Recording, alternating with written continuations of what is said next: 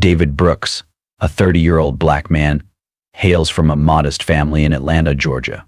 From a young age, David always dreamed of serving his country, protecting the values he held dear. Growing up in a neighborhood where racial discrimination was all too common, the stories of courageous soldiers' sacrifice and bravery became David's greatest inspiration.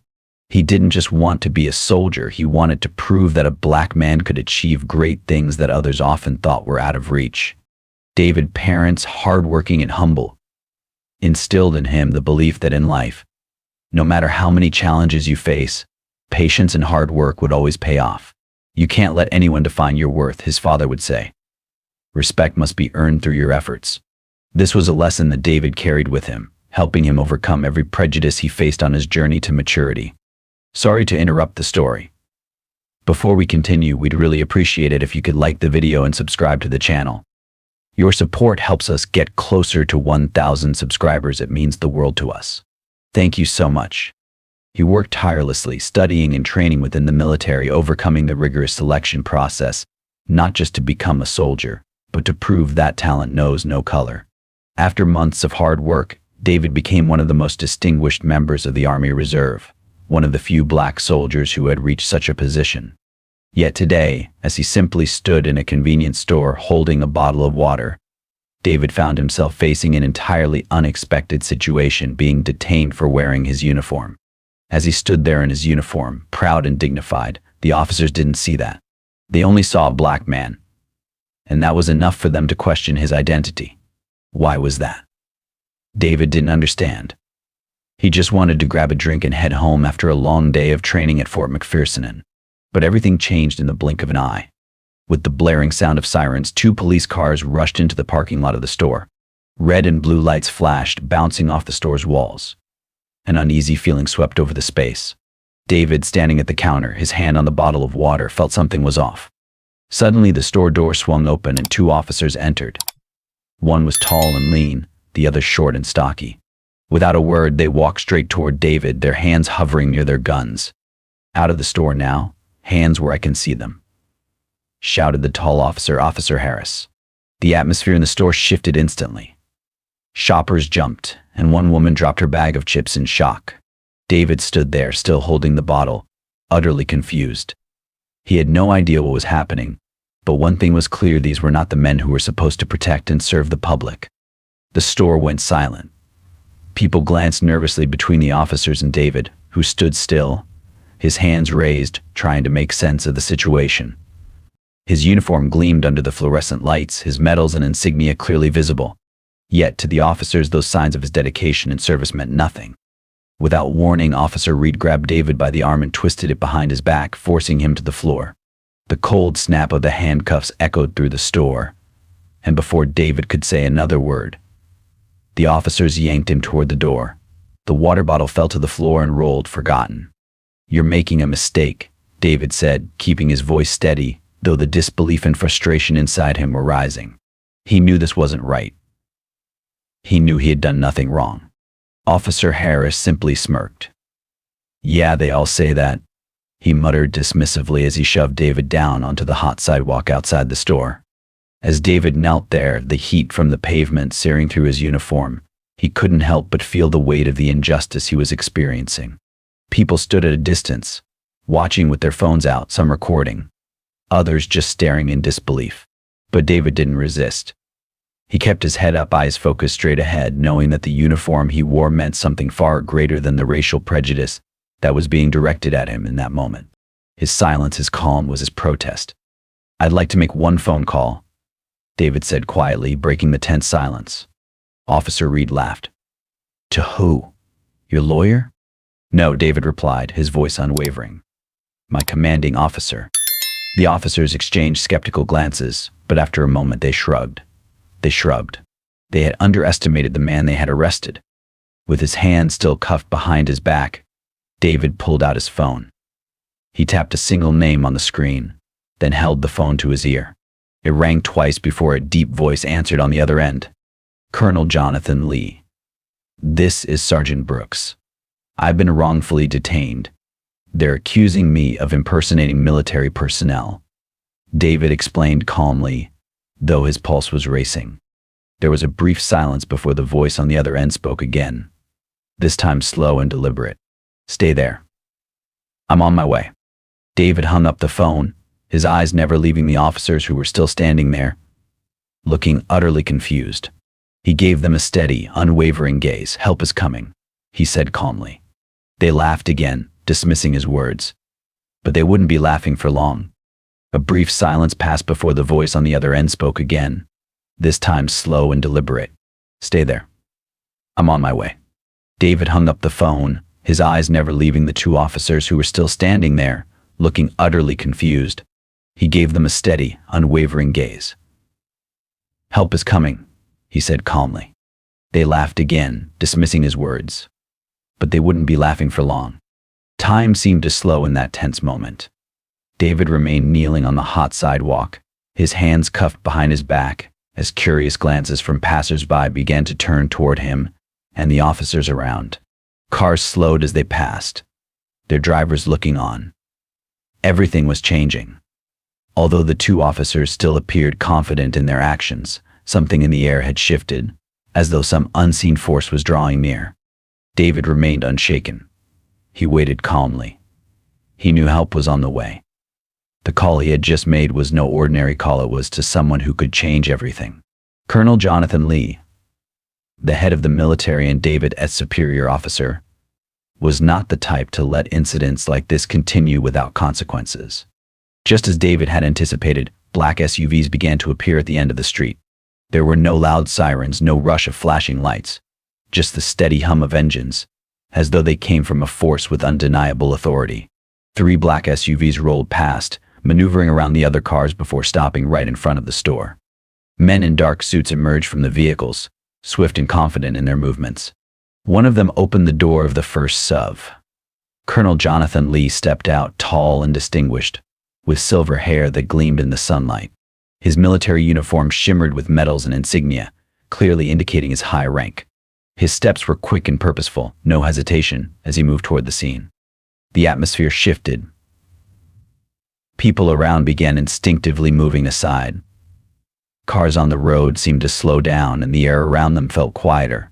The two officers who had detained David froze, realizing that something was about to unfold beyond their control.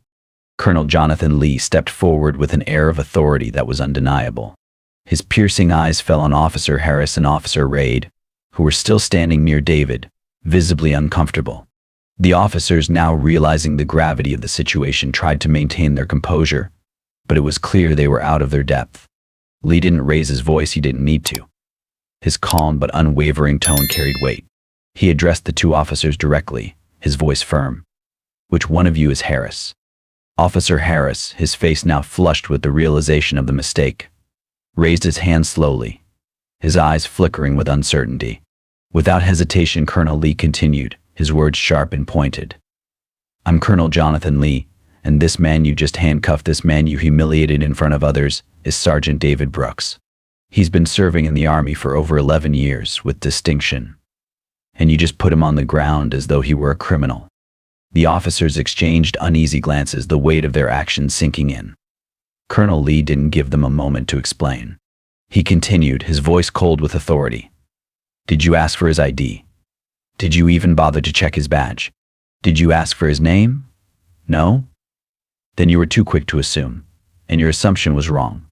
Officer Reed, who had been more quiet up until this point, swallowed hard and finally stammered.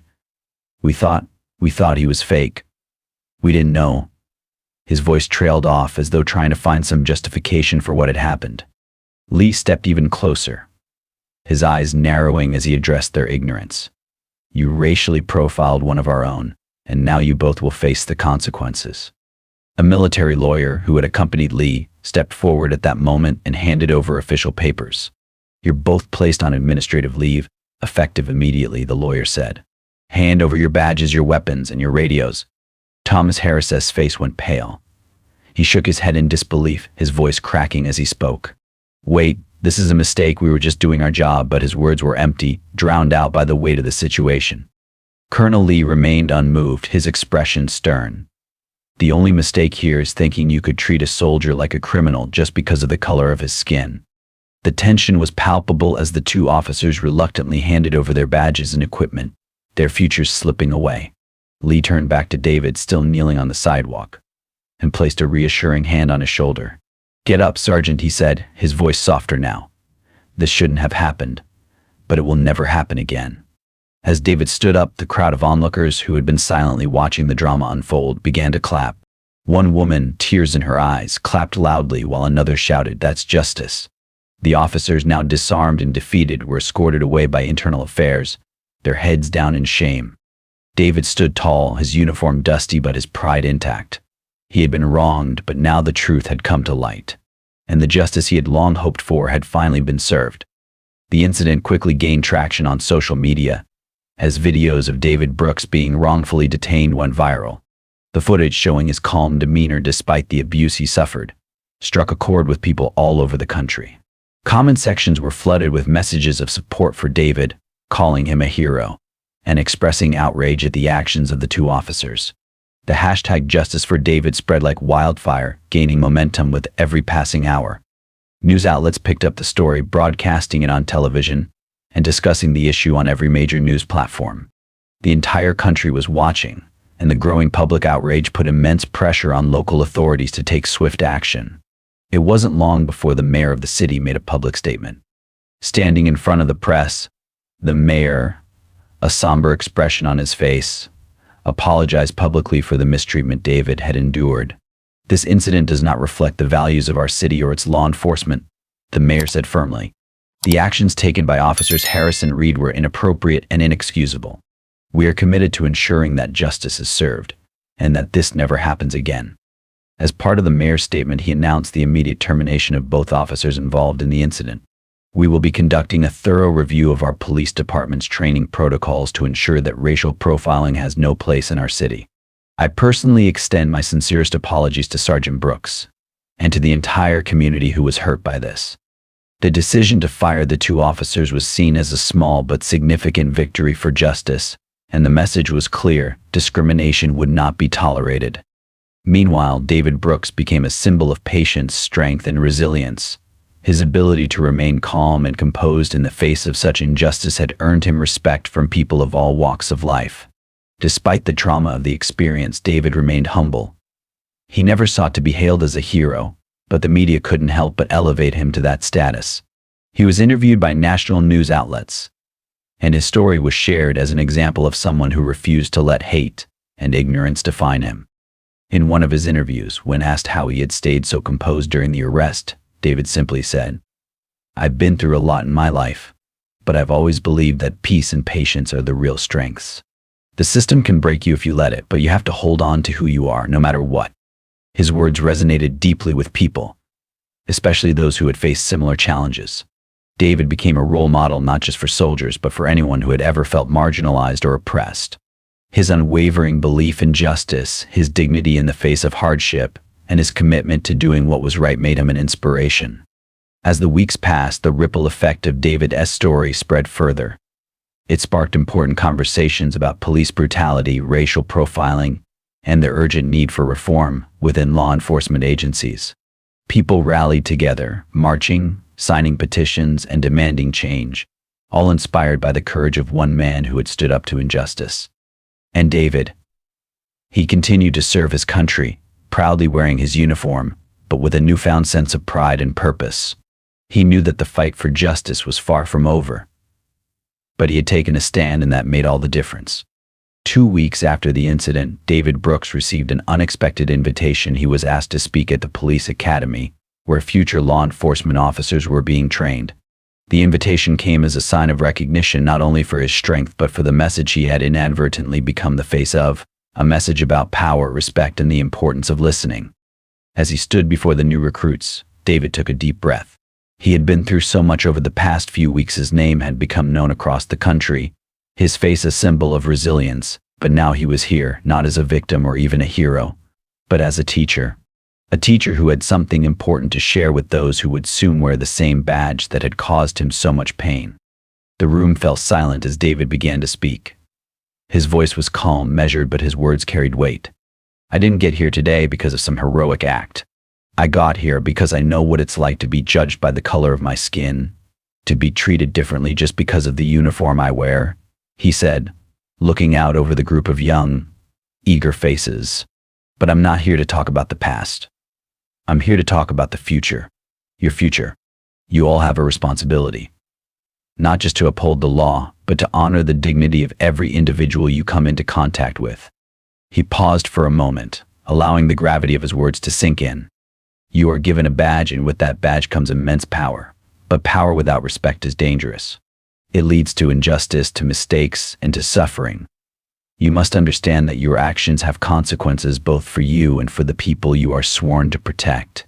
Your decisions can change lives in ways you can't imagine. David's eyes swept across the room, making sure each recruit knew he was speaking directly to them. You must listen. Listen to the people you serve. Listen to those who are different from you. Because the world is changing, and the people you will interact with will come from all walks of life. Their experiences, their struggles, their stories, they all matter. And if you choose to listen and approach them with empathy and respect, you will build trust. And trust is what makes a community strong. He paused again, his voice softening but still full of conviction. Look, I'm not here to tell you that you'll never make mistakes. I've made plenty myself. But the key is to learn from them. And when you get it wrong, be honest. Acknowledge it. Apologize if you have to. And most importantly, change. Change the way you see the world. Change the way you interact with it. Change the way you wear that badge. The recruits were visibly moved by David's words. Some nodded, others sat in silent reflection, but all seemed to recognize the gravity of the moment. David wasn't just a man who had been wronged. He was a man who had risen above, a man who was using his voice to shape the future of those who were about to serve in the field of law enforcement. Before leaving, David gave them one final piece of advice. It's easy to think you're always right. It's easy to be arrogant in your uniform. But the real strength comes from humility, from understanding that you're here to serve and protect, not to dominate or control. Remember, true power comes from respect. And respect comes from listening. As he exited the academy, David couldn't help but feel a sense of fulfillment. He had been through the worst, but now he was helping to shape a better, more just future. His message was clear: change was possible, but it had to start from within. For David, this was just the beginning. The fight for justice, respect, and understanding was far from over, but he had made a step forward. And sometimes that's all it takes. When David returned home, he wasn't in a rush, and there was no sign of exhaustion or tension in his steps. He slowly walked out into the yard, where the sun was setting behind the horizon, casting a soft golden light across the gray clouds, almost like a gentle and peaceful painting. He stood there, quietly watching the scene, a reminder that even though life can be full of challenges and hardships, there are still moments of tranquility where one can find balance within themselves. There was no joy or excitement in David's heart, only a sense of relief. He had fought, not with hatred or anger, but with calmness and patience. His battle was not against revenge or retaliation, but against the restoration of justice, ensuring that respect and fair treatment would always prevail. He didn't need to prove who he was, nor did he desire to make those who wronged him regret their actions. His story had already become the strongest testament that sometimes the most powerful response is calmness, patience, and an unwavering commitment to what is right.